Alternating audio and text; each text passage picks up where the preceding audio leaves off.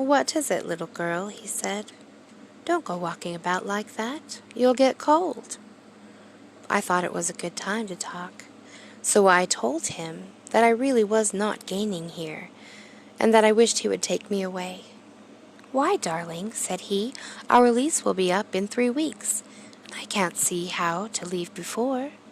The repairs are not done at home, and I cannot possibly leave town just now. Of course, if you were in any danger, I could and would. But you really are better, dear, whether you can see it or not. I am a doctor, dear, and I know. You are gaining flesh and color. Your appetite is better. I feel really much easier about you." "I don't weigh a bit more," said I, "nor as much, and my appetite may be better in the evening when you are here, but it is worse in the morning when you are away." "Bless your little heart," he said, with a big hug. "She shall be as sick as she pleases. But now let's improve the shining hours by going to sleep, and talk about it in the morning." "And you won't go away?" I asked, gloomily. "Why, how can I, dear? It is only 3 weeks more, and then we will take a nice little trip of a few days while Jeanie is getting the house ready. Really, dear, you are better."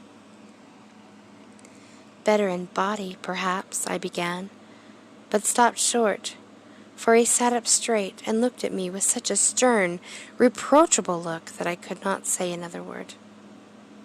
"My darling," said he, "I beg of you, for my sake, and for our child's sake as well, and as well for your own, that you will never for one instant let that idea enter your mind. There is nothing so dangerous, so fascinating to a temperament like yours. It is a false and foolish fantasy. Can you not trust me as a physician when I tell you so?" So of course I said no more on that score, and we went to sleep before long. He thought I was asleep first, but I wasn't. I lay there for hours, trying to decide whether that front pattern and the back pattern really did move together or separately. On a pattern like this by daylight, there is a lack of sequence, a defiance of law that is constantly irritating to a normal mind. The color is hideous enough, and unreliable enough, and infuriating enough, but the pattern is torturing. You think you have mastered it, but just as you get well underway in following it, it turns a back somersault, and there you are. It slaps you in the face, knocks you down, and tramples upon you. It is like a bad dream. The outside pattern is a florid reminder of fungus. If you can imagine a toadstool in joints, an intermingling string of toadstools, budding and sprouting in endless convolutions, why, that is something like it.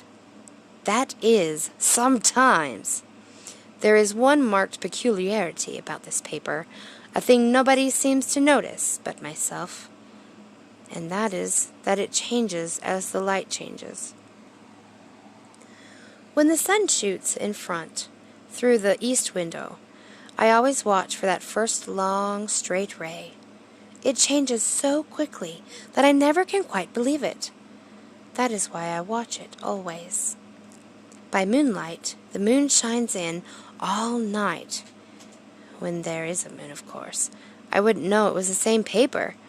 At night, in any kind of light, in twilight, candlelight, lamplight, and worst of all, by moonlight, it becomes bars.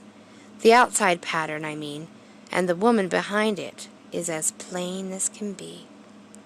I didn't realize for a long time what the thing was that showed behind that dim sub-pattern, but now I am quite sure it is a woman.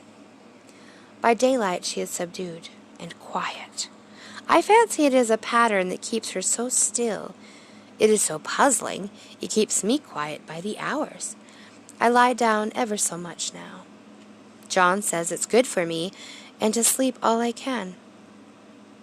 Indeed, he started the habit by making me lie down for hours after each meal. It is a very bad habit, I am convinced, for, you see, I don't sleep, and this cultivates deceit, for I don't tell him that I'm awake. Oh, no, the fact is I am getting a little afraid of John. He seems very queer sometimes, and even Jeanie has an inexplicable look.